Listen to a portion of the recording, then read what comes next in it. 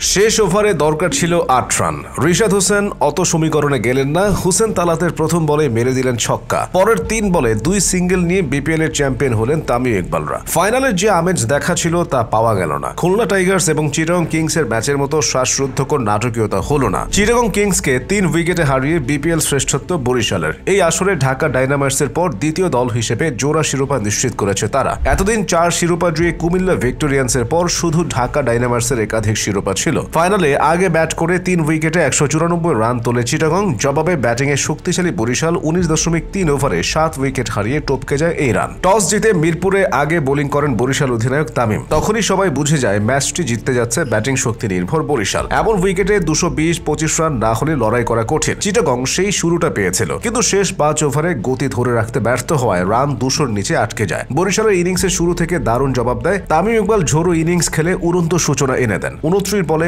৯-৪ এবং ১ ছক্কায় ৫৪ রান তার। ৮ ওভারে দলকে ৭৬ রানের পুঁজি দিয়ে ফেরান তামিম। একই ওভারে শরীফুল তামিমের পর ডেভিড মালানকে ফেরান। তাতে বরিশালের রানের গতি কিছুটা কমে যায়। তাওহিদ হৃদয় অপর প্রান্তে বিধ্বংসী হওয়ার চেষ্টায় ২৮ বলে ৩২ রানের বেশি করতে পারেননি। মাঝের ওভারগুলোতে কায়েল মায়ার্সই এগিয়ে দিয়েছেন বরিশালকে। ২৮ বলে ৩টি করে ৪ ও ছক্কায় ৪৬ রান তার। মায়ার্স ক্রিজে থাকা অবস্থায় জয় থেকে খুব অল্প দূরে ছিল বরিশাল, কিন্তু শরীফুল ১৮তম ওভারে আবারও জোড়া ধাক্কা দেওয়ায় ম্যাচ জমে ওঠে। মায়ার্সকে ফেরানোর পর মাহমুদুল্লাহকেও ৭ রানে ফেরান শরীফুল। পরের ওভারে বিনুরা ফার্নান্দো ১ ছক্কা হাঁকানো হার্ড হিটার মোহাম্মদ নবীকে ফেরালে ম্যাচে ফেরে চিটাগং। অবশ্য শেষ ওভারের প্রথম বলে রিশাদ হোসেনের ছক্কায় তাদের ফেরা নয়, বরিশালের জয়গাথা লেখা হয়। দারুণ শুরু পেয়েও ২০০ হলো না চিটাগং এর। এটাকে দুর্ভাগ্যই বলা যাবে। শুরুটা অবিশ্বাস্য ছিল চিটাগং কিংসের। ২ ওপেনারের ব্যাটে চড়ে বিশাল স্কোরের আভাস দেয় তারা। ১২১ রানের উদ্বোধনী জুটি পেয়েও ফাইনালে ফরচুন বরিশালের বিপক্ষে বোর্ডে ২০০ তুলতে পারেনি চিটাগং। নির্ধারিত ওভার শেষে ৩ উইকেটে ১৯৪ রান তাদের। শুরু থেকে বিপরীত স্রোতে সাঁতরে গেল চিটাগং। ২ ওপেনার পুরো স্টেডিয়ামকে স্তব্ধ করে একের পর এক বাউন্ডারি হাঁকিয়ে গেলেন। খাজা নাফে এবং পারভেজ হোসেন ইমনকে এই রূপে দেখার আশা করেনি কেউ। নাফে ৪৪ বলে ৬৬ রান করে থামেন। ইমন অপরাজিত ছিলেন ৭৮ রানে। গ্যালারি ভর্তি লাল জার্সিধারীদের উল্লাস থামিয়ে অন্য লড়াই উপহার দেন চিটাগং এর ২ ওপেনার।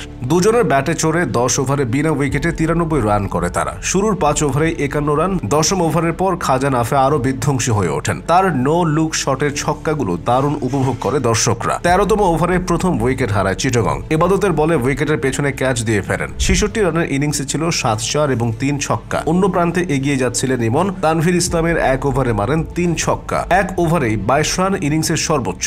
১৬তম ওভার পর্যন্ত ওভার প্রতি ১০ রান করে নেওয়ার গতিটা পরের ওভারে ধরে রাখতে পারেনি চিটাগং। ১৭তম ওভারে মোহাম্মদ আলী মাত্র ৪ রান দেন। এতে চিটাগং এর ২০০ ছোঁয়ার গতিটা ছন্দ হারায়। ওদিকে ৪১ বলে ৭২ রান করে ইমন পরের ৮ বলে তুলেছেন মাত্র ৬ রান। ব্যাট থেকে বড় শট না আসায় চিটাগং এর রানও বড় হতে পারেনি। ইমনের সঙ্গে দারুণ জুটি করে ৭ ওভারে ৭০ রান তুলেছেন গ্রাহাম ক্লার্ক। পায়ে চোট পেয়ে ঠিকঠাক দৌড়াতে পারছিলেন না এই ব্যাটার। ব্যাটিং করতেও সমস্যা হচ্ছিল তার। শেষ পর্যন্ত রান আউট হয়ে থামেন মাত্র ২৩ বলে ২-৪ এবং ৩ ছক্কায় ৪৪ রান করে ক্লার্ক। বিপিএল ফাইনালে কোনো সুযোগ নিতে চাননি তামিম ইকবাল। বরিশাল তাদের টানা দ্বিতীয় শিরোপার খোঁজে ছিল। চিটাগং কিংসের অপেক্ষা বাড়ল প্রথম শিরোপার।